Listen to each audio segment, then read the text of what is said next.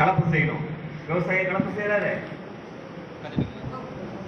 ஒரு கருமன், நம்ம ஊர்ல ஆசாரிப்போம். கலப்பை விவசாயம் தயார் பண்றாரா? விவசாய பொருள் உடைய அந்த கோவணம் நெசவாளி தயார் பண்ணி கொடுக்குறாரு. உரம் மக்கள் தயார் பண்ணி கொடுக்குறோம். இதை விட மேலா கால்நடைகள், பூச்சிகள், பாம்பு, பல்லி, உயிரினங்கள். இன்னைக்கு சிட்டுக்குருவி அழிஞ்சு போச்சுக்கிறோம். என்ன அழிஞ்சு போச்சு? சிட்டுக்குருவி. சிட்டுக்குருவி செத்தா நமக்கு என்ன? செத்துட்டு போச்சு. சிட்டுக்குருவி தானே, பூச்சி தானே செத்துட்டு போகுது. இன்றைக்கு சிட்டுக்குருவியுடைய அழிவு, நாளைக்கு மனிதனுடைய அழிவு. இன்னைக்கு சிட்டுக்குருவி செத்து போச்சு, ஒப்பாரி வைக்கல. சிட்டுக்குருவி செத்து போனதான காரணத்தை நீங்களும் நானும் யோசிக்கல அப்படின்னா நாளைக்கு நீங்களும் நானும் சாவுவோம். நம்முடைய மனத்திற்கு ஒப்பாரி வைப்பதற்கு மனித இனம் இருக்காது. மனித இனம் இருக்காது, மனசு இருக்க மாட்டான்.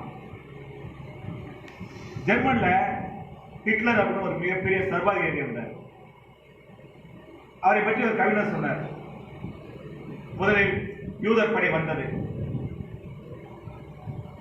யூதர் படை வந்தது முதலில் கவிஞர்களை எள்ளி சென்றது. நான் கவிஞன் கிடையாது, வேடிக்கை பார்த்தேன்.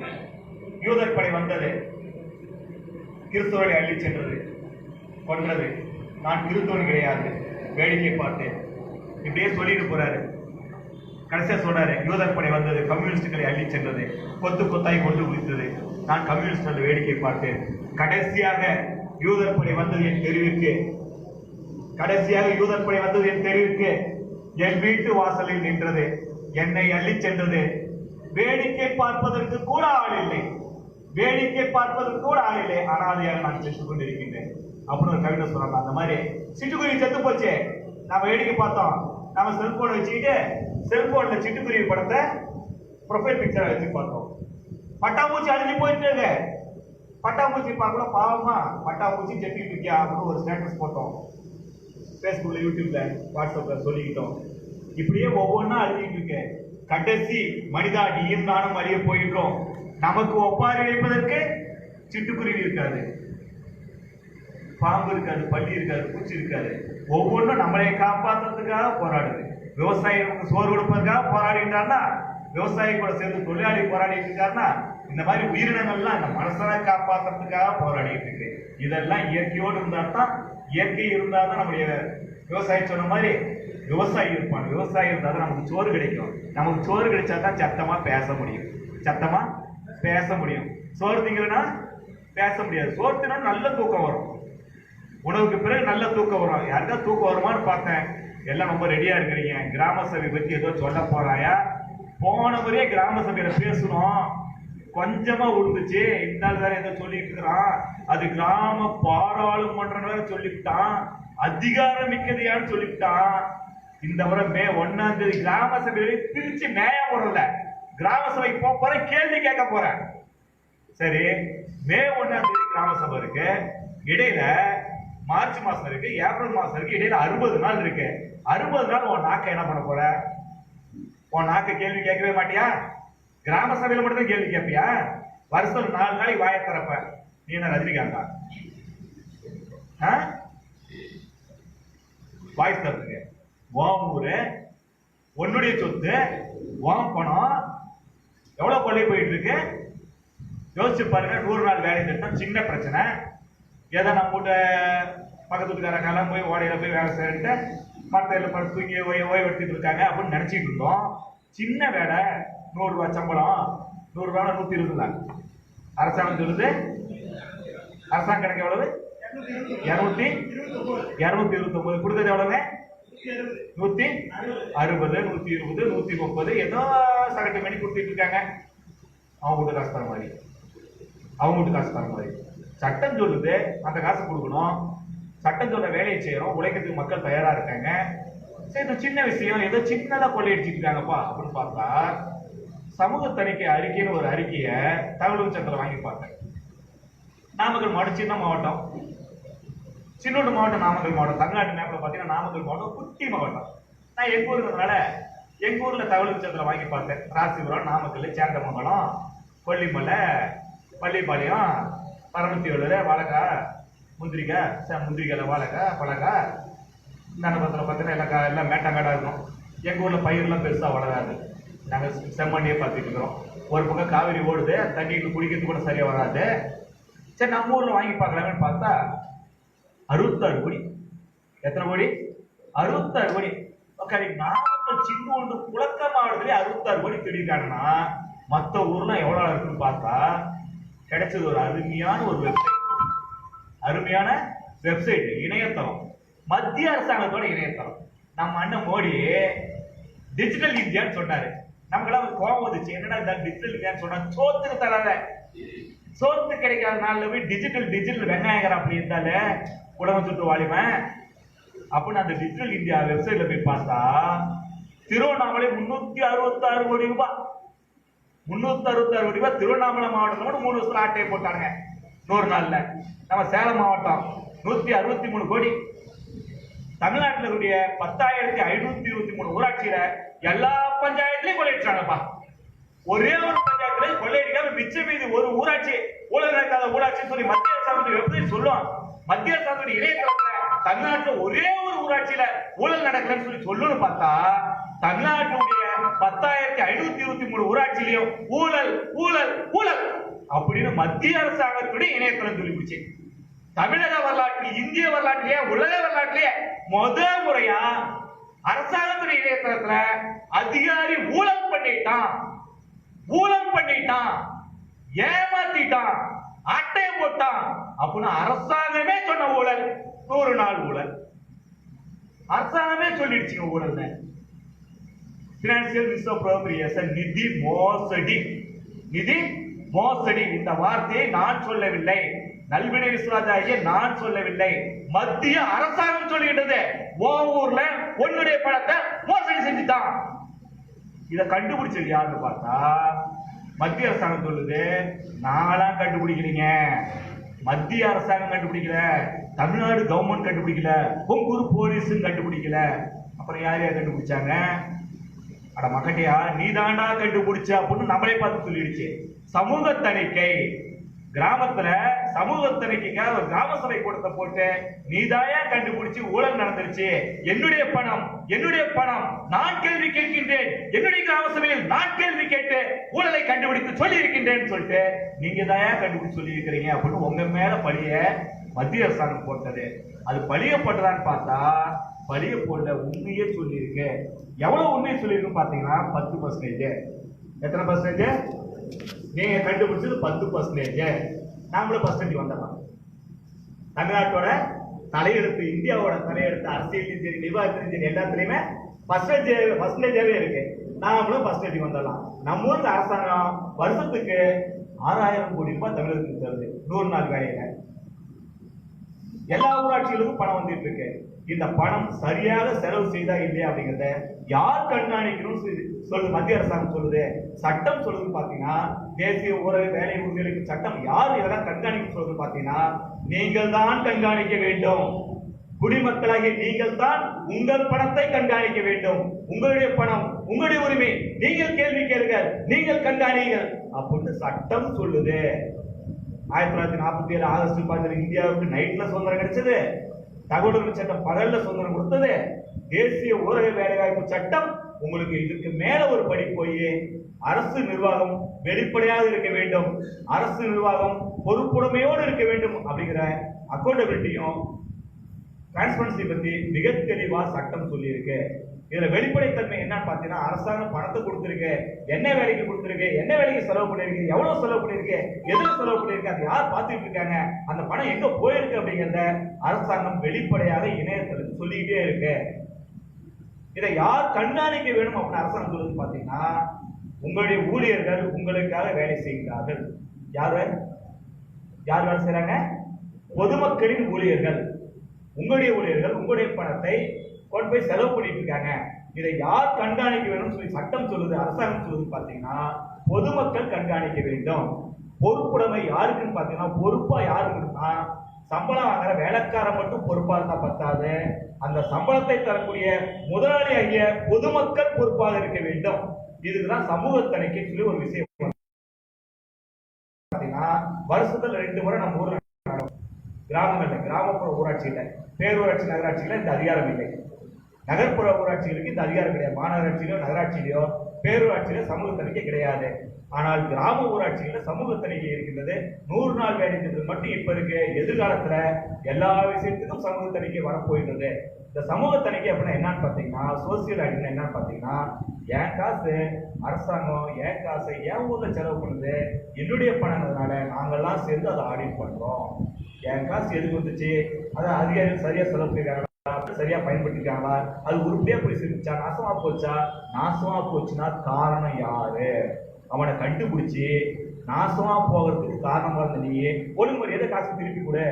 ஒன்னால நஷ்டம் ஆயிடுச்சு, என் காசை நீ நஷ்டம் பண்ணிட்ட, அதுக்குதான் உனக்கு சம்பளம் கொடுத்துருக்கான். நஷ்டம் பண்ணல பாரு, 1,10,000 நஷ்டம் பண்ணிருக்கிற, எடுத்து வெய்யி, எடுத்து வைக்கிறனா உனக்கு மெமோ கொடுத்துருவோம், சஸ்பெண்ட் பண்ணிடுவோம், சம்பள உயர்வு கிடையாது, ஜெயில பிடிச்சு போட்டுருவோம். எங்க பிடிச்சு போட்டுருவோம்?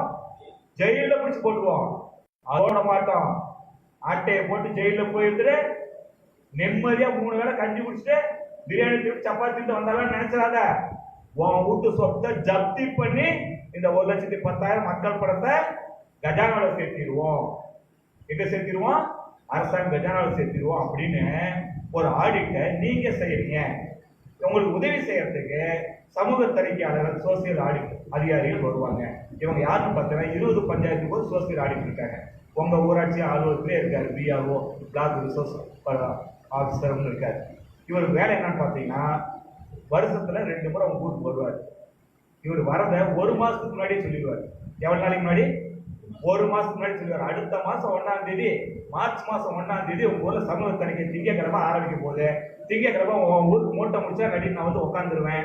உங்க ஊர் பஞ்சாயத்து ஆஃபீஸ் வந்து படுத்துருவேன்.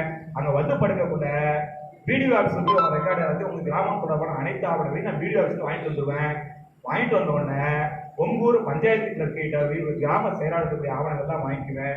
100 நாள் வேலை திட்ட பணியாளர் இருக்கக்கூடிய பணித்தர பொறுப்பாளர்களுடைய ஆவணங்களையும் வாங்கிக்குவேன். 3 ரெக்கார்டையும் நான் புரிஞ்சு வச்சுக்குவேன். யாரு? தணிக்கைக்கு இருக்கக்கூடிய பிளாக் ரிசோர்ஸ் ஆபீசர், தணிக்கை அதிகாரி வாங்கி வச்சுக்குவாரு. வாங்கி வச்சுக்கிட்டு பக்கத்து கிராமத்துல இருந்து பயிற்சி பெற்ற 3-4 பேர்த்த கூட்டிக்குவார் துணைக்கு. இதுக்காக பயிற்சி கொடுத்து வச்சிருக்காங்க. மூல பக்கத்து உள்ள இளைஞர்களுக்கு தணிக்கையில் என்னென்ன செய்யணும் அப்படின்னு ஒரு பயிற்சி கொடுத்து வச்சிருக்காங்க. இவங்கள கூட வச்சுக்குவாங்க. வச்சுட்டு திங்கக்கிழமை உங்க ஊருக்கு வந்தவர் முதல்ல எல்லாரும் கணி பிடிச்சி வச்சுட்டு ஒரு முறை பார்த்துட்டு நேரம் எங்க போகிறீங்களா, நேரம் ஓட வேலைக்கு வச்சு அது ஓடைக்கு போவார். இந்த இடத்துல தான் அரசாங்கம் 1.5 கிலோமீட்டர் தூரம் ஓடையை தூர்வாரத்துக்கு 18 லட்சம் ரூபாய் கொடுத்துருக்கு. 18 லட்சம் ரூபாய் காசு எடுத்துருக்கிற, அந்த ஓடையை சரியா தூர்வாரிக்க டேப் எடுத்துக்கிட்டு கூட 4 பேர் துணை கூட்டிக்கிட்டு உங்க ஊர் ஊராட்சி செயலாளர் பணித்தர பொறுப்பாளரையும் கூட்டிக்கிட்டு அந்த ஓடையை காட்டுறான். 18 லட்சத்துக்கு தூர்வாரினால அந்த ஓடையை காட்டுறான். போய் பார்ப்பாரு. போய் பார்த்த உடனே அந்த ஓடையை அளந்து பார்ப்பாரு. அளந்து பார்க்கறதுக்கு முன்னாடி அவர்கிட்ட ஒரு புத்தகம் இருக்கும், மெஷர்மெண்ட் ரெஜிஸ்டர். என்ன புக்கு? அளவு புத்தகம். ஓடையை தூர்வாருதான் அவங்க எஸ்டிமேட் போடுறதுக்கு முன்னாடி இந்த இடத்துல ஒரு ஓடை ஒன்று இருக்கு, இந்த ஓடையை தூர்வாரணும், இந்த ஓடையில நிறைய தண்ணி போகும், எங்க ஊர் கிணத்துல தண்ணி அதிகமாயிரும், ஏரியில தண்ணி நிற்கும், 18 லட்சம் ரூபாய் செலவு பண்ணா விவசாயம் செழிக்கும் அப்படின்னு அரசாங்கத்தை கேட்டு பண்றாங்க.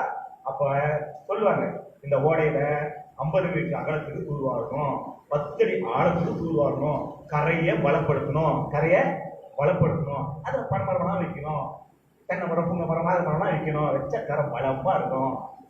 அப்படியே 1 கிலோமீட்டர் தூர்வாரிட்டோம்னா நாடு செழிக்கும், மாதம் மும்மாரி பொழியும், விவசாயம் செழிக்கும் அப்படின்னா ஒரு எஸ்டிமேட் போட்டு இந்த 18 லட்சம் பணம் கேட்டாங்கல்ல. அப்ப இன்னைக்கு எழுதியிருப்பாங்க. இந்த வேலையை மெஷர்மெண்ட் புக்ல முதல் நாள் வேலையை ஆரம்பிக்கிறதுக்கு முன்னாடி என்ன இருந்துச்சு, இன்னைக்கு என்ன வேலை நடந்துச்சு, இந்த இடத்துல ஒரு 60 நாள் வேலை நடந்தா ஒவ்வொரு நாளும் என்ன வேலை நடந்தது அளவு புத்தகத்துல அளவு சொல்லியிருப்பாங்க. இந்த அளவு புத்தகத்தை நம்ம ஆடிட்டு எடுத்துக்குவாரு. நீங்களாம் கூட போய் வேடிக்கை பார்க்கலாம். அந்த பகுதியுடைய வாக்காளர் யார் வேண்டுமானாலும் சமூக தணிக்கையில் கூட வந்து உதவி செய்யலாம், மனு கொடுக்கலாம், கேள்வி கேட்கலாம், அளந்து பார்க்கலாம். எல்லா உரிமையும் உங்களுக்கு இருக்கு. உங்களை வச்சுட்டு அளந்து பார்ப்பாரு. அளந்து பார்க்கக்குள்ள 1 கிலோமீட்டர் தூரம் ஓடையை தூர்வாருன்னு சொல்லிட்டு 18 லட்சத்தை எடுத்துட்டு 100 மீட்டர்ல மட்டும் பெருக்கான ஒண்ணு மாதிரி நம்ம வேண்டியதுதான். என்ன ஒண்ணு மாதிரி? பெருச்சாவி ஒண்ணு மாதிரி கரையில பலப்படுத்துதான் மரம்லாம் வச்சாங்களாம். என்ன வச்சாங்களாம்? மரம்லாம் வச்சாங்களாம். போன வருஷம் வெள்ளம் வந்துச்சு இல்லைங்க நம்ம ஊர்ல. மழை பெஞ்சு அட்டை மழை பெஞ்சு 4 நாள் மழை பெஞ்சு மெட்ராஸ்ல பெருவெள்ளம் வந்த மாதிரி நம்ம வீரபாண்டியில சேலத்துல வெள்ளம் வந்துச்சு இல்லைங்க? வந்துச்சா? நாம தான் மழை தூரலையே பார்க்காத நாமக்கல் சேலம் தான் மழை தூரலையே பார்க்கலையே. அந்த வெள்ளத்துல இந்த ஓடையில இருந்த கரை அடிச்சுக்கிட்டு போயிடுச்சு. ஓடையில இருந்த கரை அடிச்சுக்கிட்டு போயிடுச்சு. கரையே அடிச்சுட்டு போச்சு, ஓடத்து இருக்குமா? ஓகேவா? அந்த மரம் வெள்ளத்துல போயிடுச்சு அப்படின்னு நம்மாடு சொல்லுவோம். யார் சொல்லுவான்? நம்ம திருட்டு எனக்கு வாயிடு சனி, உங்களுக்கு காதுல சனி, வேண்டாம் வேண்டாம் இவன் சொல்லுவான். தாலுகா ஆஃபீஸ்ல நம்ம அரசாங்கம் எப்பயுமே ரொம்ப நல்ல அரசாங்கம். வெள்ளைக்காரன் போட்டு வச்ச சட்டம்லாம் எப்படி இருக்குன்னா ரொம்ப நல்ல சட்டம். யார் போட்ட சட்டம்? நம்ம வெள்ளைக்காரன் போட்ட சட்டம். மெக்கலோன்னு ஒரு தந்தான் 1860 ஒரு பெரிய அறிவு இங்கிலாந்து இந்தியாவுக்கு வந்தான். இந்த முட்டா பசங்களாவே வச்சிருக்காங்க. ஏடா வழி இவனெல்லாம் ரொம்ப தைரியமானவனுங்க. இந்தியர்களுக்கு தைரியம் அதிகம், மான உணர்ச்சி அதிகம், ரோச உணர்ச்சி அதிகம், கோபம் அதிகம், மானவ ரோசம் சூடு சொன்ன உள்ளவன் இந்தியன். ஆனா இந்த இந்தியர்களை அடிமையா வச்சுக்கிறது எப்படி அப்படின்ட்டு ஒரு கல்வி திட்டத்தை கொண்டான். அதான் மெக்கலோ கல்வி திட்டம் 1860 வந்துச்சு. இன்னைக்கு வரைக்கும் அதை வச்சுட்டு இருக்காங்க. இந்த அதிகாரிகள் சொல்றது தாசில்தார், கலெக்டர், இந்த மேல இருந்து கீழே வரைக்கும் புரியுங்களா? இப்படிலாம் ஒரு அதிகார செட்டப் உருவாக்குறதும் அந்த மெக்கலோ தான். இந்த நிர்வாக முறை கொண்டு அந்த பாவி தான். அந்த பாவி தான் சட்டத்தையும் கொண்டு குறைச்சான். ஏன்னா 80க்குள்ளார அந்த பாவி சட்டத்தை இன்னும் முடிச்சுட்டு இருக்கிறோம். புள்ளிக்கமாவை கூட மாத்தல. என்னத்த மாத்தலைங்க? புள்ளிக்கமாவை கூட மாத்தல. ஆனா பேரை மட்டும் மாத்தி வச்சிட்டோம். புது மொந்த பழைய கல், புது மொந்த பழைய கல்லுமாங்க நம்ம ஊர்ல. அந்த மாதிரி இந்திய குற்றவியல் நடைமுறை சட்டம் 1773 போட்டுவிட்டு மெக்கலோ காலத்துல 1860 என்ன சட்டத்தை வச்சிருக்காங்க அதே சட்டத்தை செக்ஷனை மட்டும் மாத்தி வச்சிருக்கோம். என்ன வச்சிருக்கோம்? செக்ஷனை மட்டும் மாத்தி அவன் சட்டம் தெளிவாக்கிட்டான். இன்னும் 200 வருஷம் கழிச்சு என்ன பிரச்சனை வந்தாலும் இந்த சட்டத்தை தீர்வு தரணும், இவன் அடிமையாவே வச்சுக்கிட்டு என்ன வேணுமோ அத்தனையும் வச்சுக்கணும் அப்படின்ட்டு அழகா சட்டம் எழுதிச்சிட்டான். அழகா சட்டத்தை எழுதிச்சான். ரோட்ல எச்சத்து போனா தண்டனை, ரோடு ஓரத்துல மூச்சா போனா தண்டனை, ரோடு கட்டா போனா தண்டனை, பெண்களை நிமிர்ந்து பார்த்தீங்கன்னா வெட்டி விடுவோம், சகோதரியை மட்டும்தான் பார்க்கணும் அப்படி எல்லா சட்டத்தையும் எழுதி வச்சிருக்கோம். அந்த சட்டங்கள்லாம் இன்னைக்கு வரைக்கும் நடைமுறையில் இருக்கு. அந்த மாதிரி நம்ம சட்டம் மிக தெளிவானது. மழை நம்ம ஊர்ல பெய்யல, பெய்ஞ்சதா பெய்யலான்னு சொல்றது தாலுகா ஆஃபீஸ்ல மழை மானி வச்சிருக்கிறோம். மழை பெய்ஞ்சதா கணக்கெடுத்து வச்சிருக்கான். நம்ம அதிகாரி என்ன பண்றான்? ஊர்ல மழையே பெய்யல, வறட்சி வாரம் போடுறான்னு சொல்லி நம்ம தாசில்தார் கலெக்டர் எழுதி வச்சிட்டோம். வீரபாண்டியில மழை பெய்யல, சேலத்துல மழை பெய்யல, நாமக்கல்ல மழை பெய்யல, இங்க வறட்சி வர முடியா, பயிரெல்லாம் காஞ்சி வச்சு பயிருக்கு இன்சூரன்ஸ் காசு முடியா அப்படின்னு எழுதி வச்சுட்டான். வறட்சி நிவாரணம் கேட்ட நேரத்துல எப்படி இங்க வெள்ளம் வந்திருக்கும்? முடிஞ்சதா? நம்ம பஞ்சாயத்து செயலர் என்ன சொல்றாரு?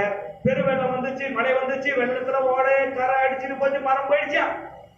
தாசில்தார் ரெக்கார்ட்ல மழையே பெய்யலையா? மாட்டிக்கிட்டானா? திருட்டு போய் மாட்டிக்கிட்டானா? ஆதாரபூர்வம் மாட்டிக்கிட்டானா? முடிஞ்சு போச்சு கதை. 1,18,00,000 ஓடையை தூர்வானதுல 100 மீட்டர் தான் தூர்வாரி இருக்கிற 1 லட்ச ரூபாய்க்கு வேலை செஞ்சு 17 லட்சத்துக்கு ஏமாத்திட்டேன் அப்படிங்கிற விஷயத்த கண்டுபிடிச்சிட்டாங்க. அப்புறம் இந்த வேலைக்கு போகாமலே காசு வாங்கினவங்க நம்ம ஊர்ல நிறைய பேர் தான். 100 நாள் வேலையில வேலைக்கு போகாமலே காசு வாங்குவேன். போஸ்ட் ஆஃபீஸ்ல போஸ்ட்மேனா வேலை செய்யறாரு. என்ன வேலை செய்யறாரு? என்ன வேலைங்க? போஸ்ட்மேன். அவரு 100 நாள் வேலையில ஓட முடி வைக்கிறாங்க. யாரு? போஸ்ட்மேன் பரவாயில்ல, கம்மியா சம்பளம் தராரு. நம்ம பள்ளிக்கூடத்து வாத்தியார், அவருக்கு பேர்னே அட்டை போட்டு அவருக்கு சம்பளம் கொடுத்துருக்கா. இதுதான் பரவாயில்லன்னா பார்த்தா 4 வருஷம் முன்னாடி ராமாய் படி செத்து போச்சு, 5 வருஷம் முன்னாடி கந்தசாமி செத்து போயிட்டாரு. அவர் உயிரோட வேலை செஞ்சிருக்காரு ஓடையில. 5 வருஷம் முன்னாடி செத்து போனவன், 4 வருஷம் முன்னாடி செத்து போனவன் இன்னைக்கு வரைக்கும் வேலை செஞ்சுட்டு இருக்கான். செத்து போனவன் வேலை செஞ்சுக்கலாம். பேயாவா? செத்து உழைச்சிருக்காமா நம்மால.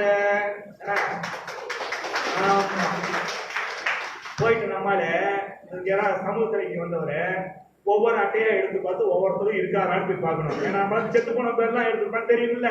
உனக்கு வேலையாத்தான் வந்த உடனே அட்டை எடுத்துட்டு 100 அட்டை இருக்கா, ராமசாமி விடுது அப்படியே போன. ராமசாமிக்கு அந்த செத்து போய் 4 வருஷம் ஆச்சாயா? ராமாயம்மா அந்த மாதிரி செத்து போய் 5 வருஷம் ஆச்சா? போன மாசம் சம்பளம் வாங்கிருக்கியா? 10 வருஷம் முட்டா பையல நோட்டு எல்லாம் எடுத்து வந்துருக்க, கோட் சூட்லாம் பேண்ட் ஷர்ட்லாம் போட்டுக்கிறேன், கூட வேற 4 பிள்ளைங்களை கொண்டு வந்துருக்கிறேன். செத்து போனவன் எப்ப வந்து வேலை செஞ்சிருப்பான் அப்படின்னு நம்மாடி எழுதிக்குவாரு. செத்து போனவன் அரசாங்க வேலையில் இருக்கான், போஸ்ட் மேல வாத்தியார்லாம் 100 நாள் வேலையை செஞ்சுட்டாயா, இந்த அட்டையை எவ்வளவு எடுத்தாங்க எல்லாம் எழுதிட்டாரா. வியாழக்கிழமை சாயந்தரம் ஊராட்சி செயலாளரை கூப்பிட்டு நாளைக்கு கிராம சபையில இதெல்லாம் வாசிக்கணும், நாளைக்கு கிராம சபையில இதெல்லாம் வாசிக்கணும், கவனிங்க, இதுதான் அன்லைன் பண்ண வேண்டிய விஷயம், வாசிக்கணும். கிராம சபை கொடுத்த 30 நாள் மணி சொல்லிட்டோமா, நாளைக்கு காலையில் ரெடியாரு பணத்தை கட்டுறதுக்கு, நாளைக்கு காலையில் பணத்தை கட்டிடணும் ரெடியாரு, 17 லட்சத்தை கட்டிக்கணும் ரெடியாரு. என்ன நடக்கும் விடிங்காட்டியும் என்ன நடக்கும்? அவ்வளவுதான் அவ்வளவுதான் அவ்வளவுதான் அவ்வளவுதான் அவ்வளவுதான் அவ்வளவுதான் அவ்வளவுதானே. இதுதானே இந்தியா. ஒன்னே வண்டி கூட்டினா 2னே, வேற வழியே இல்லைனே, அவ்வளவுதானே. என்ன பண்ணாலும் அந்த 1 கிலோமீட்டர் தூரம் ஓடையில 200 மீட்டருக்கு மேல வர முடியல. என்ன பண்ணாலும் 100 மீட்டர் ஓடைய கூறுவாருக்கிறான். எப்படிதான் கூட்டி கழிச்சு பார்த்தாலும், குமாரசாமி ஜட்ஜியே விட்டாலும் கூட்டி பார்த்தாலும், புரியுதா? குமாரசாமி ஜட்ஜி தெரியுமில்ல உங்களுக்கு? ஆமா, அந்த ஐயாவுக்கு கூட்டி பார்த்தாலும் 10 லட்சம் கட்டுற மாதிரியே கணக்கு வருது. அடுத்த நாள் கிராம சபை பொதுமக்கள்கிட்ட சொல்லி ஆகணும். சொல்லிட்டாங்க, நீங்க எல்லாம் தூங்கிட்டீங்க. இப்ப சமூகத்தறிங்கிற ஒரு கிராம சபைக்கு நமக்கு தெரியாதுல்ல, போட வேலை செய்யறவங்களை வச்சு கணக்கு போட்டு ஒரு கையில் போட்டு ஒரு வீடியோ ரெக்கார்டிங் பண்ணி ஒரு போட்டோ வச்சு இதெல்லாம் கணக்கு காட்டினதுல 4000 எவ்வளவு கோடி? 4106 கோடி, 204 கோடி. எனக்கு கொஞ்சம் கணக்குல பிரச்சனைங்க. 4204 கோடி ரூபாய் திருநதெல்லாம் மறைச்சது போக மிச்சமே. மறைக்க முடியாம இவ்வளவு பண்ணா உண்மையிலேயே நீங்க எல்லாம் கரெக்டா கேள்வி கேட்டிருந்தா எவ்வளவு வந்திருக்கும்? 40,000 கோடி வந்திருக்கும். 40,000 கோடி வந்திருக்கும். 40,000 கோடி தாண்டி வந்திருக்கும். ஏப்ரல் 1ஆம் தேதி ஒரு பட்டியல் வெளியிட போறோம். ஜனவரி 2ஆம் தேதி பட்டியல் வெளியிட்டோம், 4206 கோடி ரூபாய். அடுத்த பட்டியல் வெளியிடுறோம், உள்ளாட்சி ஊழலை மட்டும் அடுத்த பட்டியல 10 ரூபாய்க்கு வெளியிட இருக்கின்றது. ஏப்ரல் 1ஆம் தேதி முட்டாள்கள் தினம் அல்ல, எங்களை முட்டாளாக்கி அதிகாரிகளை வெளிச்சம் போட்டு காட்டக்கூடிய தினம். காட்ட மாட்டேங்க 40,000 கோடி. மாட்டோம், ஓடவும் முடியாது, ஒளியவும் முடியாது. திட்டு பசங்களை கிராம சபையில வெளிச்சம் போட்டு காட்ட போவோம். நீங்க மே 1 வரை கிராம சபை காத்திருக்காரு. கிராம சபையில போய் கேள்வி கேட்கறது நல்ல விஷயம். நீங்கள் கேள்வி கேட்டது போல நீ கேள்வி கேட்டீங்க. இனிமேல் பெண்களை கேள்வி கேட்கறீங்க. பெண்கள் இந்த விஷயங்களை சொல்லுங்க. இந்த கிராமத்தில் வந்து மோசடிகளை ஊழல்களை பெண்கள் மத்தியில் சொல்லுங்க. பாருமா, நீ போய் ஓடையை தூர்வாங்க, உனக்கு 230 ரூபா காசு கொடுத்தா கணக்கு காட்டி இந்த பட்டிங்க ஆட்டையை போட்டு பாதி காசு வாங்கி தின்னுபிடிச்சிங்க. நீ ஏதோ உனக்கு 100 ரூபாய் கிடைச்சதுன்னு நினைச்சு கையெழுத்து போட்ட காசு எடுத்து கொடுத்த, 1000 ரூபாய் நீ எடுத்து அவன் 2000 கொடுத்த. இப்படி அவன் ஆட்டையை போடுறது மட்டும் ஒரு நம்ம பஞ்சாயத்துல 1.25 கோடி திருடிட்டான், 80 லட்சம் திருடிட்டான், 60 லட்சம் திருடிட்டாங்க. அந்த செய்தியை மக்கள்கிட்ட சொன்னீங்கன்னா நிச்சயமாக மக்கள் கேள்வி கேட்கும் சக்தியாக மாறுவார்கள். கேள்வி கேட்கக்கூடிய சக்தியாக கிராம சபையில் பெண்கள் மாறுவார்கள். பெண்களை எல்லாம் அடக்கவே முடியாது. உங்களை எல்லாம் ஈஸியா அடைக்கலாம், ஆண்களை இளைஞர்களை ஈஸியா அடைக்கலாம். நிறைய விஷயங்கள் இருக்கு உங்களை அடக்கிறதுக்கு நிறைய கடிவாளங்கள் இருக்கு. ஆனா பெண்கள்கிட்ட மட்டும் விஷயத்தை சொல்லிட்டீங்கன்னா கடவுளே அவனால அடக்க முடியாது. அவங்க வாயை அடக்கிறதுக்கு ஆண்டவனாலே முடியாது. நான் கட்டிட்டு 18 லட்சம் ஓடையை கூறுவாருன்ட்டு 10 லட்சம் ரூபாய் திணிக்கியா? எனக்கு 100 ரூபா தாண்டா கொடுத்த, 100 போட்ட 2000 ரூபாய் கொடுத்தா 1000 ரூபாய் பிடிங்கிட்ட, நீ திருட 10 லட்சம் எல்லாம் மிச்சத்த அப்படின்னு நம்ம சகோதரிகள் கேட்பாங்க. அங்க யாராச்சும் இவங்களை பார்த்து உட்காருமான்னு சொன்னாங்கன்னா என்ன நடக்கும்? அந்த வயா இந்த வயா யாரை பார்த்தா உட்கார சொன்னாங்கன்னா பிரச்சனை முடிஞ்சு போயிருமா? அடுத்தவங்கக்கா சொல்லலாம், அக்கா அடுத்த வருஷம் தூர்வாரத்துக்கு அரசாங்கத்திட்ட பணத்தை வாங்கி நான் உண்மையிலேயே தூர்வாருங்க, ஏரி தூர்வாருன்னா 6 மாசத்துக்கு மழை தண்ணி நிற்குங்க, மீன் விட்டா வருமானம் வரும். மகளிர் மடத்துல மீன் விட்டு வித்தரலாங்க, மகளிர் மடத்துக்கு வருமானம் வருங்க, கருவாடு போட்டலாம், மீனை வித்தரலாம் அப்படிங்கிறது. அப்படி நைஸா சொன்னீங்கன்னா டே பையா நல்ல திட்டத்தை சொல்றா பையா. ஆமாடா, நம்ம ஊர் ஏரியில தண்ணி வந்து நான் பார்த்ததே கிடையாது. ஒரு முறை தண்ணி வந்துச்சு, எங்க பாட்டா காலத்தில் சொன்னாங்க, கருந்தண்ணி வந்துச்சு ஓடையில, ஏரியில தண்ணி இருந்துச்சு, மீன்லாம் பிடிச்சி சாப்பிட்டேன்னு சொன்னாங்க. பரவாயில்ல, நம்ம காலத்துல கூட மீனை பார்த்துருவோம்னு தெரியுதுடா, விட்றா நல்ல விஷயம் செய்யறாங்க. காசுக்கு எங்கடா போறது? காசுக்கு எங்கடா போறது பையன்னு கேட்பாங்கல்ல, காசுக்கு எங்க போறது? ஒன்னும் பிரச்சனை கிடையாது. கிராம சபையில தீர்மானம் போடுங்க. என்னுடைய கிராமத்துக்கு இதெல்லாம் தேவைப்படுது, இதெல்லாம் இந்த கிராமத்துக்கு செஞ்சு கொடுக்கணும் அப்படின்னு ஒரு செயல் திட்டத்தை, ஆண்டு திட்டத்தை, 5 ஆண்டு திட்டத்தை கிராம சபைக்கு கூட்டத்தில் தீர்மானமா கொண்டு வாங்க. ஊராட்சி மன்ற தலைவர்கிட்ட பேசி இதெல்லாம் கொண்டு வருவீங்க, நல்ல விஷயம் தானே கொண்டு வந்துருவாங்க. பணம் எங்க இருக்குன்னு கேட்பாங்க. பணம் தானே நாங்க வாங்கி தரோம் ஐயா, பணம் தானே. நீ பஞ்சாயத்து தலைவர் போய் கஷ்டப்பட்டு எங்கேயும் துண்டேற்றிட்டு போகாத, நாங்க வாங்கி தரோம். எங்க ஊர்ல எம்எல்ஏ இருக்காரு, எங்க ஊர்ல எம்எல்ஏ இருக்காப்ல. எவ்வளவு கோடி எம்எல்ஏ பணம் இருக்கு? தொகுதி மேம்பாட்டு நிதி காது கேட்கலனே 5 கோடி. எம்பி நிதி இருக்கு எத்தனை கோடி? சவுண்டே வரலையே, எனக்கு தெரியாதுண்ணே. ஆமா, எம்பிக்கும் ஒரு நிதி இருக்கு. இது இல்லாம மத்திய நிதிக்குழு பணம் இருக்கு, மாநில நிதிக்குழு பணம் இருக்கு, 50,000 கவுன்சிலருக்கு பணம் இருக்கு, 5,000 கவுன்சிலருக்கு பணம் இருக்கு. நம்ம ஊர் கலெக்டருக்கு சிறப்பு அதிகாரம் இருக்கு. என்ன அதிகாரம்? சிறப்பு அதிகாரம் இல்லைங்க, சிறப்பு அதிகாரங்க. நீங்க வேற தப்பு தப்பா பேசுறீங்க. ஏற்கனவே என்னை மாதிரியா பேசுறதா சொல்லிட்டு இருக்காங்க. அங்கிருந்து அந்த அண்ணன் வேற புழு கடை சட்டையை போட்டு நான் சிறப்பு அதிகாரம் சொன்னா அவர் சிறப்பு அதிகாரம், சிறப்பு அதிகாரம் இல்லைங்க, சிறப்பு அதிகாரம். மாவட்ட ஆட்சித்தலைவர் பார்த்து மத்திய அரசாங்க பணத்தை, மாநில அரசாங்க பணத்தை, திட்டக்குழு பணத்தை, எம்பி பணத்தை, எம்எல்ஏ பணத்தெல்லாம் உங்க ஊருக்கு தரலாம். யார் ஊருக்கு? உங்க ஊருக்கு தரலாம். சரி, உங்க ஊருக்கு பணம் தேவைன்னு கலெக்டருக்கு தெரியும், உங்க ஊருக்கு பணம் தேவைன்னு கலெக்டருக்கு தெரியும், நீங்க கேட்டாதானே அவருக்கு தெரியும். உங்க ஊருக்கு பணம் வேணும் எம்எல்ஏக்கு எப்படிங்க தெரியும்? அவருக்கு அங்க நிறைய வியாபாரம் இருக்கு, 4 கோடி 5 கோடி செலவு பண்ணி அவர் எம்எல்ஏ இருக்காரு. உங்க ஊருக்கு ரோடு போடுறத பத்தி யோசிக்கிறது அவருக்கு நேரமா? உங்க எம்பி எனக்கு வேற வேலையே இல்லையா? முட்டை வைக்க வேணாமா? அவரு இருக்கா இல்லையா அவர் வேலை? அதை விட்டு உங்க ஊருக்கு சாக்கடை பத்தி பாத்தீங்க இருப்பாரு, உங்க ஊர் ஓட மீன் ஓடுறது தான் எம்பி எம்எல்ஏ டிஸ்கஸ் பண்ணிட்டு இருக்காங்களா? இதெல்லாம் அவங்களுக்கு தெரிய வைக்கணும் இல்ல? யார் கேட்கணும்? அதெல்லாம் நீங்க தான் கேட்கணும். யார் கேட்கணும்? நீங்க தான் கேட்கணும். வாயில கேட்ட செய்வாங்களா? அவளை பார்க்க முடியுமா? பேச முடியுமா? ஏன்னா பறந்துட்டு இருக்காங்களே, 4 வீடு 5 வீடு பார்க்க வேண்டியதெல்லாம் இருக்கு, நிறைய சிக்கல்லாம் இருக்கு அவங்களுக்கு. அப்படிங்கும்போது அவங்களை திருப்பணம்ல கொஞ்சம் கவனத்தை, வாயா பாரியா பாப்பம் பட்டி இருக்கியா, ஆட்டியாம்பட்டி இருக்குமா, ராசம்பாளையம் இருக்கு அப்படின்னு கொஞ்சம் ஞாபகப்படுத்தணும். இல்ல இதை யார் பண்ண முடியும்? கிராமத்துக்குரிய இளைஞர்கள்.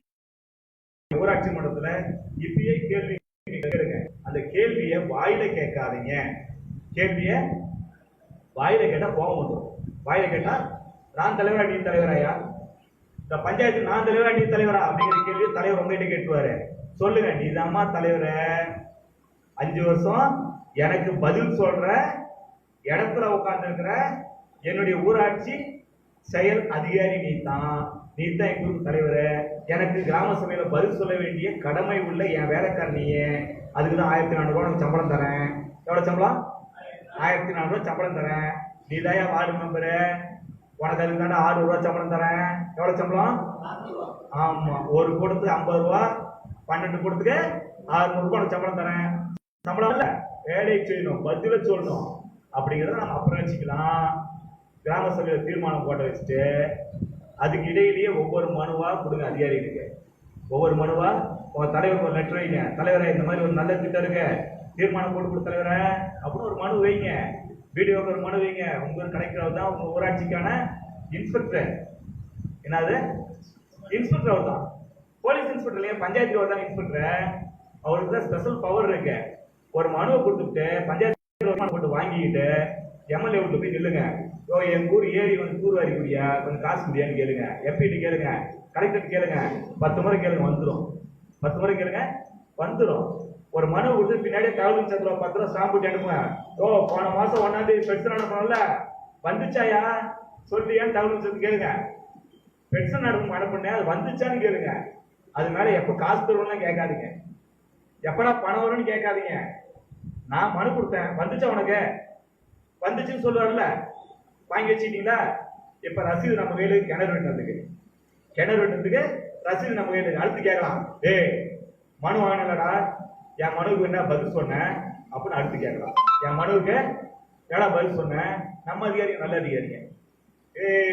பாரியா ராசபாளையத்துல ஏரியை தூர்வார்னு ஒரு லெட்டர் கொடுத்தாயா.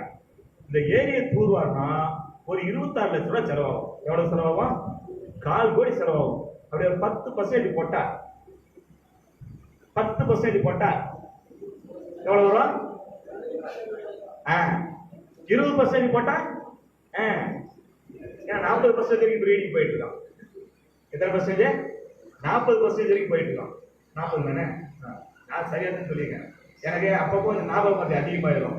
என்ன கேஸ் கோர்ட்டு செக்ஷன் இதே பார்த்துட்டு இருக்கேன்னா இங்க மேடையில் வந்து கோர்ட்ல இருக்கணும், இங்க நிற்கிறான்னு மறந்து பேசி கொஞ்சம் குழப்பம் ஆயிடுது. இப்ப அவன் யோசிப்பான், இந்த ஊர்ல ஏரியை தூர்வாருனா எவ்வளவு வரும்? 25 லட்சம் செலவுல ஏரி தூர்வாருனா 5 லட்சம் ரூபாய் நமக்கு கிடைக்கும். தூர் வாரிடலாம், தூர வாரிடலாம் அப்படின்னு அவன் கணக்கு போடுவான். நாம தெளிவா முடிவு வந்துடலாம். வாடா மாப்பிள வாடா, உனக்கு தலைவாழை இலை போட்டு விருந்து வைக்க தானே அவனை பார்த்துட்டு வாடா மச்சான் அப்படின்னு நம்ம கூப்பிடலாம். பணத்தை அவன் சேங்ஷன் பண்ண உடனே ஏரி தூர்வார வேலையை நீங்க தான் கூட வந்து பார்க்கலாம், நீங்க தான் கூட வந்து பார்க்கலாம். அதுக்கு ஒன்னே ஒண்ணு வேணும், தகவல் சத்துல ஒரு 10 ரூபா ஸ்டாம்பு. தகவல் சத்துல 10 ரூபா ஸ்டாம்பு.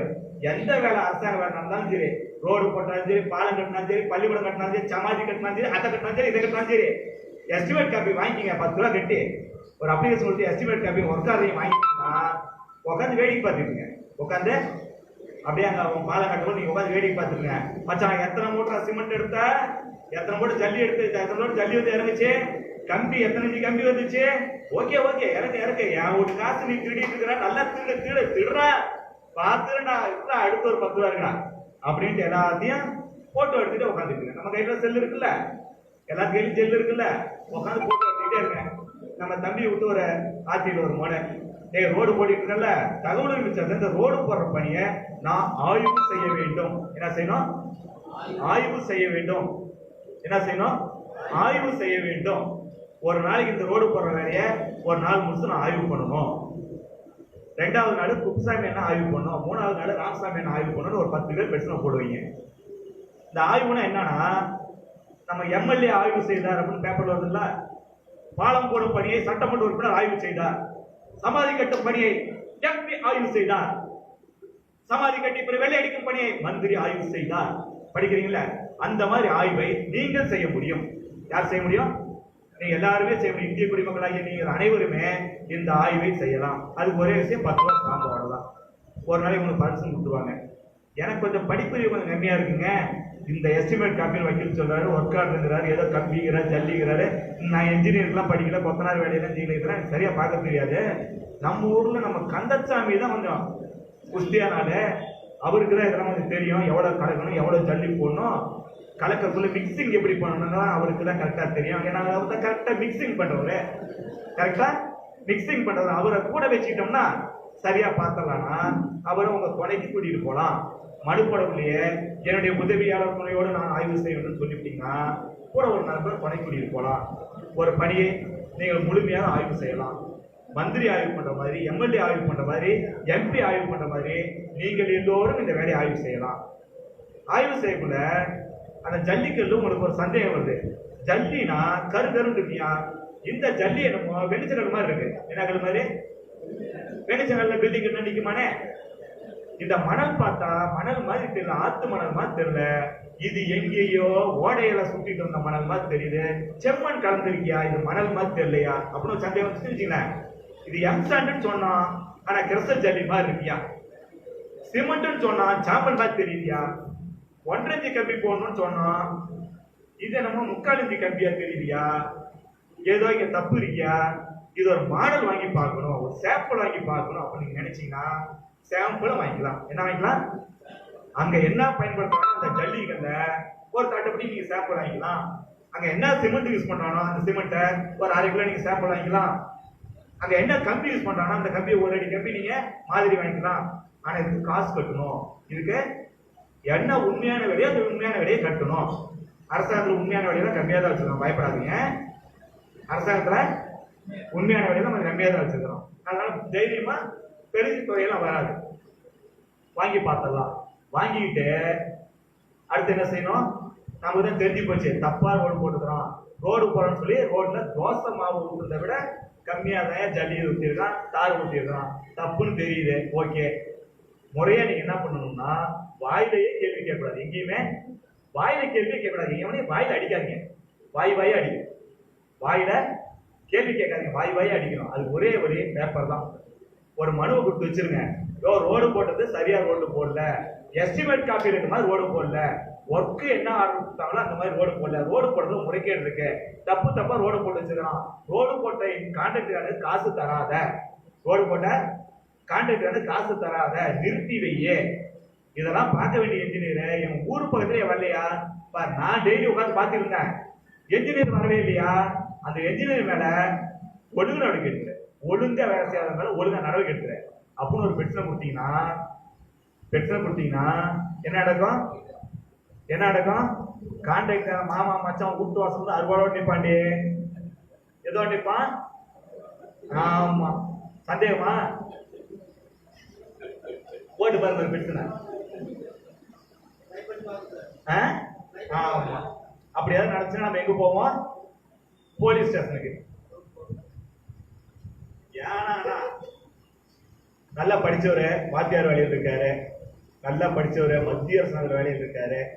எங்க ஊர்லயே அவர் தாங்க ரொம்ப விவரமானவங்க. மனச ரோட்ல பஞ்சாயத்து பேசுறானா எத்தனை பேர் இருந்தாலும் கேள்வி கேட்பாங்க. அந்த ஆள் அப்படியே 7 அடி உயரங்க, மிலிட்ரி மேன் மாதிரி இருப்பாங்க. அப்படி நின்று மெஞ்ச தின்னானா அப்படி எல்லாம் நுதிங்கின்னு போவாங்க. அவ்வளவு பெரிய ஆளுங்க. அப்படின்னு நிறைய பேர்த்த பார்த்துக்கோமா. போலீஸ் ஸ்டேஷன் ஒரு போன் வரட்டும், அப்படியே நம்ம முடிச்சா போயிடும். போலீஸ் ஸ்டேஷன் போனீங்க, வாங்க 4 பேர் வாங்க ஸ்டேஷனுக்கு போகணும். எப்ப ஒரு வக்கீல் கூப்பிடுப்பா, கவுன்சிலர் கொடுப்பா, தலைவர் கூப்பிடுப்பா, ஒன்றியத்துக்கு கொடுப்பா, வட்ட செயலர் கூப்பிடுப்பா. போலீஸ் ஸ்டேஷன் போகணும்டா, போலீஸ் ஸ்டேஷன் கூப்பிடுறாங்கடா, வாங்கடா போலாம். கூப்பிடுறானா 10 பேர்த்த. எப்ப போலீஸ் ஸ்டேஷன்லயும் மனசன் தான் இருக்கிறான், அங்கேயும் மிருகமா இருக்கு. காவல்துறையில மனிதர்கள் தான் இருக்காங்க, நம்முடைய சகோதரர்கள், நம்முடைய நண்பர்கள். முன்னாடி வேற போர்டு வச்சிருக்காங்க, காவல்துறை உங்கள் அப்பா. நண்பனை பார்த்து ஏன் பயப்படுற?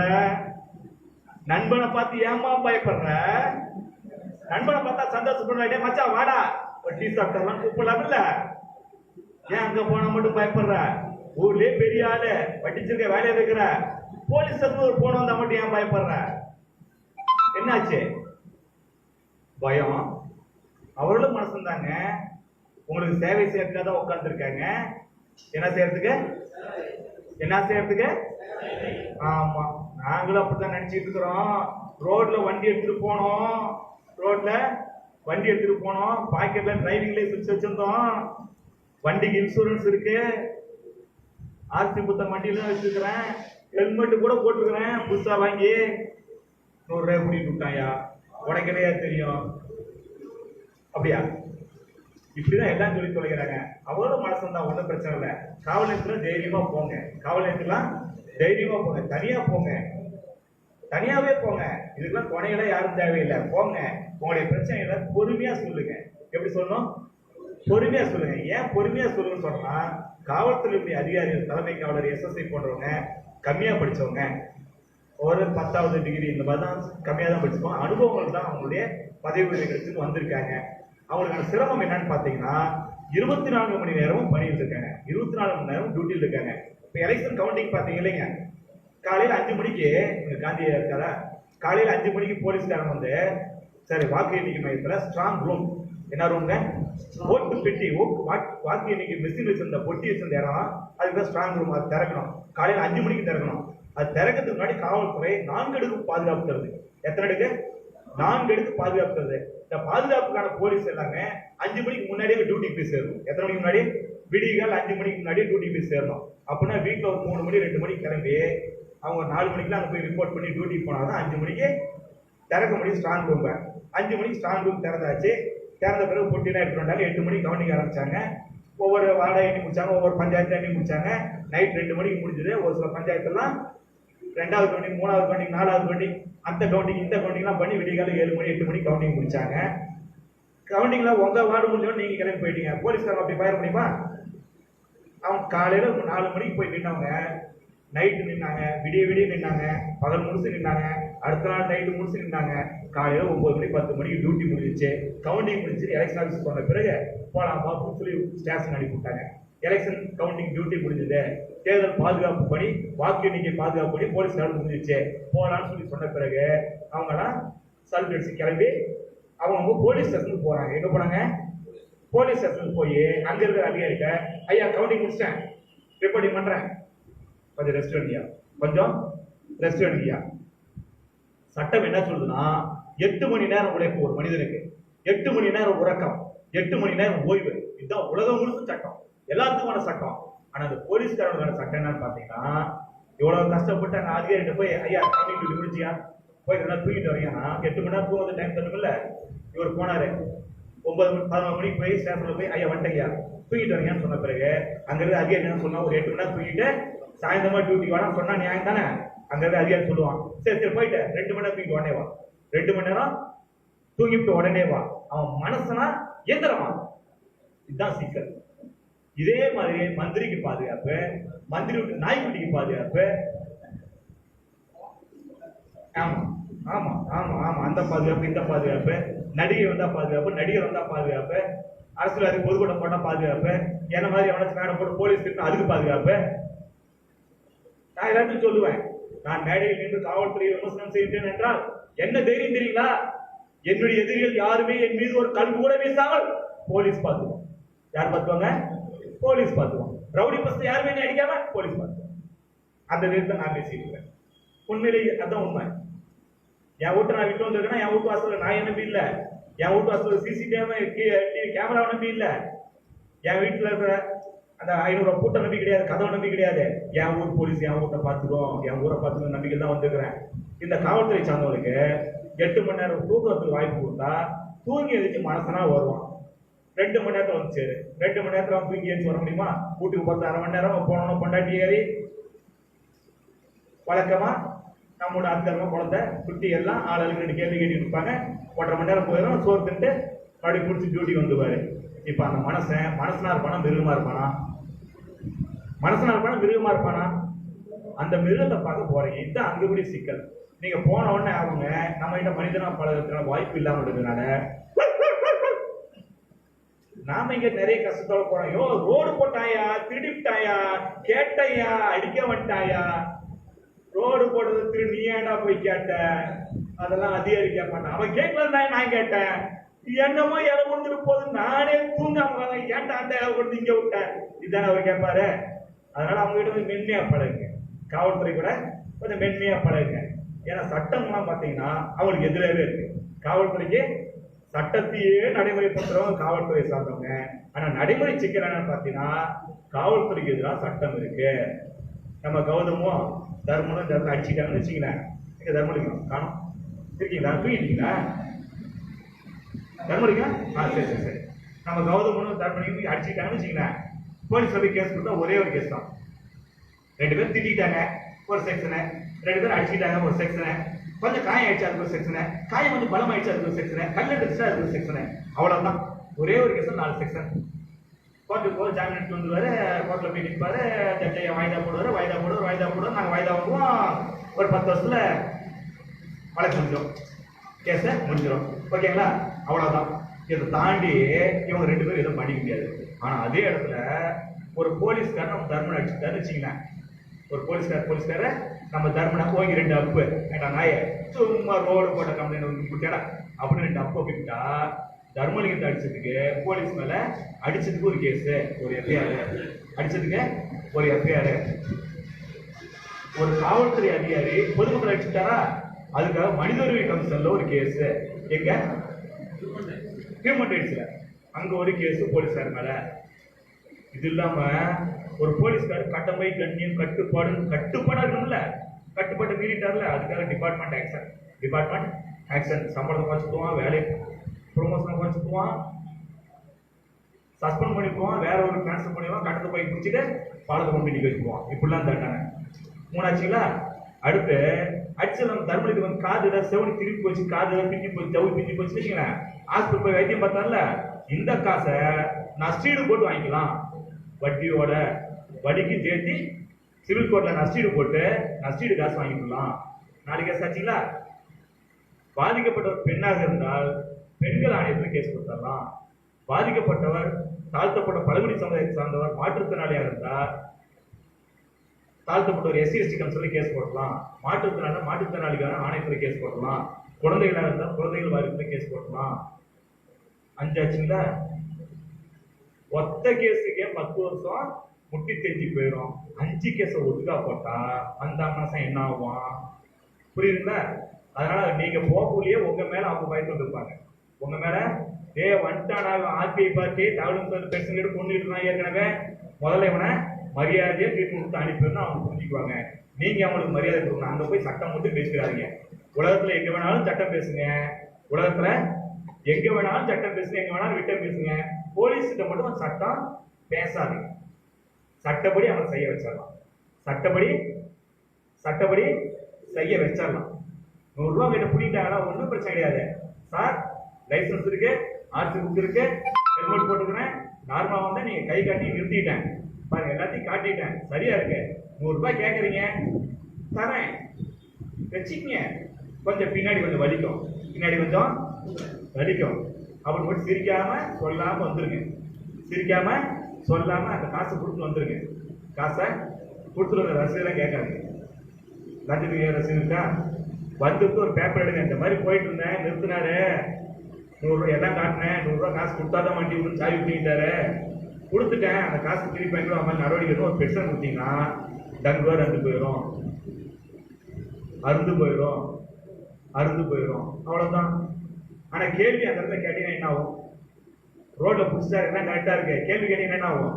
முட்டாள்கிட்ட கேள்வி கேட்டா என்ன ஆகும்? செவுத்துல போய் முட்டிக்கிட்டா என்ன ஆகும்? பாயில போய் முட்டிக்கிட்டா என்ன ஆகும்? மண்டை உடைஞ்சிரும். நம்ம மண்டையை நாமே காயமாக்கிக்கிட்ட செவுத்த ஒளிய வச்சு உடைப்போம், செவுத்த சமுத்தி அடிச்சுட்டு உடைப்போம். 100 ரூபாய் கூலி கொடுத்தா ஒருத்த உடைச்சிட்டு போறோம். நாம இதுக்கு நாம போய் தலையில பிடிச்சிக்கணும், சரிங்களா? அதனால காவல்துறைகிட்ட மட்டும் கொஞ்சம் சட்டம் பேசாதீங்க.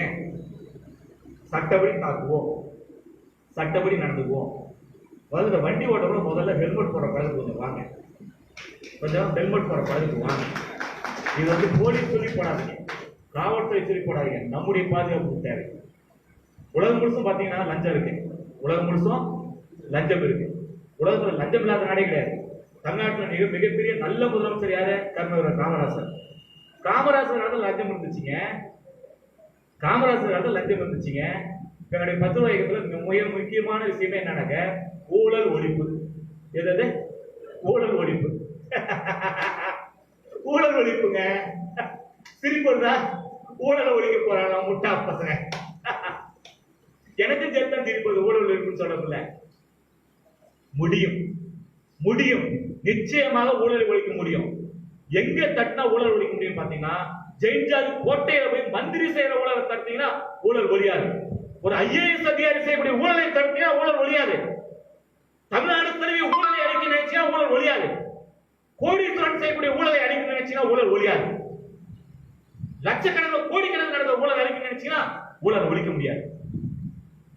ஒரு மெட்ராஸ் சிட்டியில் நடக்கிற ஊழல், மந்திரி செய்யற ஊழல், முதலமைச்சர் செய்யற ஊழல், ஜனாதிபதி செய்யற ஊழல், மத்திய அமைச்சர் செய்யற ஊழல், மந்திரிகள் செய்யற ஊழல், பெரிய அதிகாரி செய்யக்கூடிய ஊழல், இதெல்லாம் தட்டி கேட்கறதுனால ஊழல் அழியாது. கிராமத்துல நம்ம ஊர்ல 1000 ரூபாய் நடக்கிற வேலை, 10,000 ரூபாய் நடக்கிற வேலை, இந்த வேலையை இளைஞர்கள் சரியாக தட்டி கேட்டால் ஊழலை தமிழ்நாட்டில் இந்தியாவை விட்டே விரட்ட முடியும். ஒரே வழி, நீங்கள் அந்த ஆயுதத்தை கையில் எடுக்கிறீங்க. அதனாலதான் 10 ரூபாய்க்கு சொல்லுது, கிராமத்துல ஊழலை தட்டி கேளுங்க. கிராமத்துல 1 பைசா லஞ்சம் இல்லாம பண்ணுங்க, கிராமத்துல 1 பைசா ஊழல் இல்லாம பண்ணுங்க. ஏன்னு பாத்தீங்கன்னா கிராமத்துல 36 அரசாங்கத்துடைய துறைகள் வேலை செய்யுது. நமக்கு தெரிஞ்சதெல்லாம் யாரு பார்த்தா சத்துருவாயா, அந்த அம்மா 2 முட்டை எடுத்துட்டு போனா நமக்கு பெருசா தெரியும். ரேஷன் கடைக்கார ஒரு 100 கிராம் சர்க்கரை கம்மியா போட்டா நமக்கு கொஞ்சம் கோவம் அதிகமா. 100 கிராம் சர்க்கரை நமக்கு பெரிய வேல்யூவான விஷயம். பஞ்சாயத்து கிளர்க்கு 10,000 ரூபாய் ஆட்டையை போட்டா பெருசா தெரியும். பள்ளிவிட்டு வாத்தியார் 4 நாளைக்கு பள்ளிவிட்டு வரணும், அது தப்பு பெருசா தெரியும். இதெல்லாம் பெரிய தப்பு தான். இதை விட வேளாண்மை துறைன்னு ஒரு துறை இருக்கு. என்ன துறை? வேளாண் துறை, வேளாண் பொறியியல் துறை, வேளாண் கால்நடை வளர்ப்பு துறை, தோட்டக்கலைத்துறை, என்ன கர்மாந்துறை துறை. என்ன துறை? இன்னும் கால்நடை பராமரிப்பு துறை. இத்தனை துறை வந்து வேளாண்மையிலேயே இருக்கு. பொதுப்பணித்துறை, பாலம் கட்டணும் அவங்க தான் கட்டலாம், டேம் கட்டினாலும் நம்ம கிராமத்துல தான் கட்டலாம். நெடுஞ்சாலைத்துறை, ரோடு போறது நம்ம ஊர் தான் ரோடு போடுறோம், பஞ்சாயத்துல தான் நம்ம கிராமத்துல ரோடு போடுறோம். சார் பதிவாளர், நம்ம ஊர்ல இருக்கிற கிராமத்து பத்திரத்தை தான் அவன் பதிவு பண்றான். வணிக வரித்துறை, எல்லா பயிலும் நம்ம ஊருக்குள்ளார தான் வந்து வேலையை செய்யலாம். இங்க நம்ம ஊர்ல நடக்கிற சின்ன ஊழலா நாம நினைக்கிறத தட்டி கேட்க ஆரம்பிச்சா, கண்டுபிடிச்சு வெளியே சொன்னோம்னா ஊழல் மட்டுப்படும், குறையும். ஊழல் குறையும், லஞ்சம் குறையும். எங்களுடைய திட்டமே 10 ரூபாய்க்கு திட்டமே லஞ்சத்தை ஒழிப்பதோ ஊழலை ஒழிப்பதோ கிடையாது. காமராசர் ஆட்சியை மீண்டும் கொண்டு வருது. காமராஜர் காலத்துல டேபிள் கீழே அதிகாரி லஞ்சம் வாங்கலாம். இன்னைக்கு லஞ்சம் கொடுத்தாதான் வேலை செய்யணும் சொல்றோம். அடிக்கிற அடியில இளைஞர்கள் தகவல் சட்டம் சரியா எடுத்து லஞ்சத்தையும் ஊழலுக்கு எதிராக இளைஞர் காத்தலாயிரா பழைய காமராஜருடைய ஆட்சி வரும். நேருக்கு நேரம் லஞ்சம் இருக்கக்கூடிய அதிகாரி பயப்படுவான். டேபிளுக்கு கீழே வாங்கக்கூடிய நிலைமையை உருவாக்கி விட்டு லஞ்சத்தை கொஞ்சம் பின்னோக்கி போக வைக்கிறோம். வரலாற்றை திரும்பி பின்னோக்கி போக வச்சோம்னா, கிராமத்துக்குள்ள கேள்விக்குரிய சக்தியை நாம மாறிட்டோம்னா லஞ்சம் குறைஞ்சி போயிடும். டேம் கடந்து நம்ம டேம் கடந்து உட்காந்து நாங்கள் வேடிக்கை பார்க்க ஆரம்பிச்சோம்னா, தகவல் சட்ட எஸ்டிமேட் காப்பி ஒர்க்காப்பி வாங்கிட்டு எஸ்டிமேட் காப்பி படி டேம கட்டுறா, எஸ்டிமேட் காப்பி படி ரோட போடுறா, எஸ்டிமேட் காப்பி படி பள்ளிக்கூடத்தை கட்டுறா, என்ன சட்டத்துல இருக்கோ என்ன ரூல்ஸ்ல இருக்கோ என்ன முறைப்படி செய்யணுமோ அந்த மாதிரி கட்டடத்தை கட்டுறா, வேலையை செய்யலான்னு நீங்க எல்லாம் கேட்க ஆரம்பிச்சிட்டா எவனா பர்சன்டேஜ் வாங்க முடியுமா?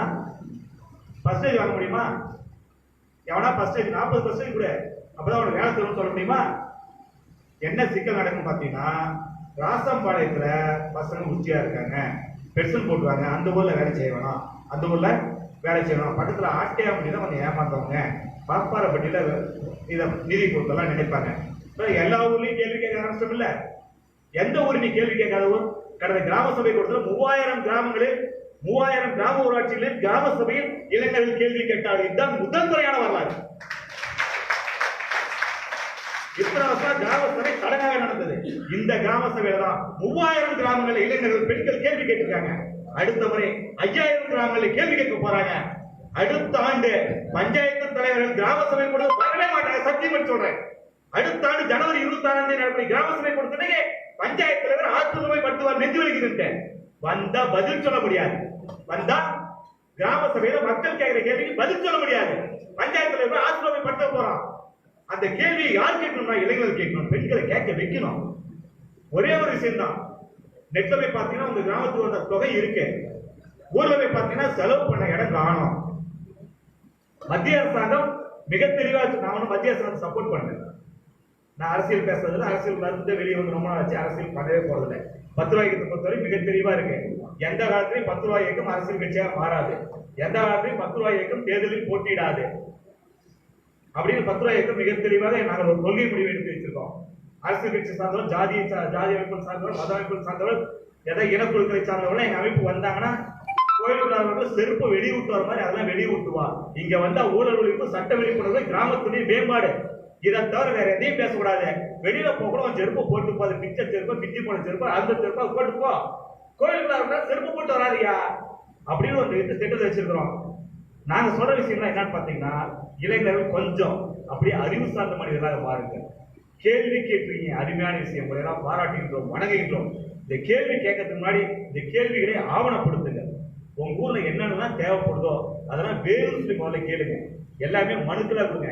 எனக்கு பெட்ரோல் போடுறது பிடிக்காது, பெட்ரோல் போடுறது பிடிக்காது, ஆனா இந்த விஷயத்துக்கு மனு போட்டு தான் ஆகணும்.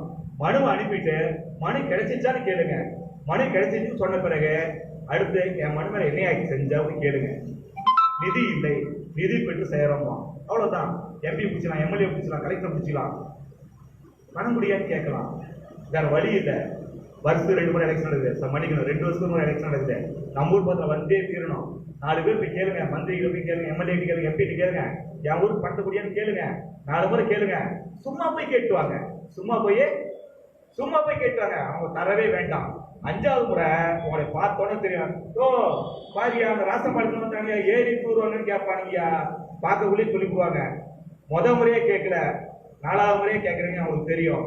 உங்க ஊர் பத்திரம் வரல சொல்லுவாங்க, ராசம்பாளையம் ஏறி தூர்வாங்கன்னு கேட்டானுங்க. அந்த ஊர் பத்திரம் போனா கட்டி வச்சு உதைப்பானுங்கயா, கட்டி வச்சு ஓட்டு கேட்க போனோம். எம்எல்ஏ கட்டி போட்டுருவாங்க. ராசம்பாளையம் பசங்க 10 முறை நம்ம வீட்டுக்கு வந்துட்டு போயிட்டாங்க, கொடுத்துடலாயா அப்படின்னு கொடுத்துருவாங்களா இல்லையா? கொடுத்தானே ஆகணும். அப்புறம் அவருக்கு ஒரு கேள்வி கேட்கலாம். தகவல் சட்டம் உங்க எம்எல்ஏ ஒரு கேள்வி கேட்கலாம். என்கிட்ட 10 முறை மனு கொடுத்தேன், என் மனு என்னையா பண்ண, உனக்கு வந்து 5 கோடி ரூபாய் பணத்தை என் ஊருக்கு எவ்வளையா கொடுத்த, ராசம்பாளையம் பஞ்சாயத்துக்கு உன் எம்எல்ஏ பண்ணல எவ்வளையா கொடுத்த, மற்ற நிதியிலிருந்து என் ஊருக்கு எவ்வளையா வாங்கி கொடுத்தா கூட ஒரு 10 ரூபா சாப்பிட கேட்டீங்கன்னா 1 மில்லியன் வந்துடும். எவ்வளவு கொடுத்தான்னு வந்துடும். அவர்கிட்ட ஆதாரப்பூர்வமா சொல்லலாம், அண்ணே பாருங்க, நீ தானே எங்க ஊருக்கு எம்எல்ஏனே, எங்களுக்கு சந்தேகமே இல்லை, சத்தியமா நீ தானே எம்எல்ஏனே. என் ஊர் எம்எல்ஏ நீ, என் ஊருக்கு என்னென்ன செஞ்ச 3 வருஷத்துல பாருங்க. பேப்பர் சொல்லுதுனே, அதிகாரி சொல்லிவிட்டானே நீ ஒண்ணுமே செய்யலனே. அதிகாரி போய் சொல்லியிருப்பானே, நீ உண்மையை சொன்ன என்னென்ன செஞ்ச அப்படின்னு சொல்றாரு. இந்த வருஷம் பணத்துல ஒவ்வொரு செஞ்சாரையா, இந்த ஒரு பணத்துல ஒவ்வொரு செஞ்சாரையா. அவர் போய் கலெக்டர் உட்காந்து பேசுவாரு.